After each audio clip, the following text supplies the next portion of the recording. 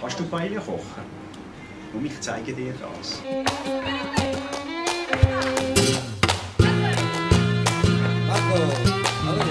Du wirst ganz viele Sachen über Spanien, über den Jakobsweg, über seine Biografie, Geschichte lernen und dann lernst du Paella kochen.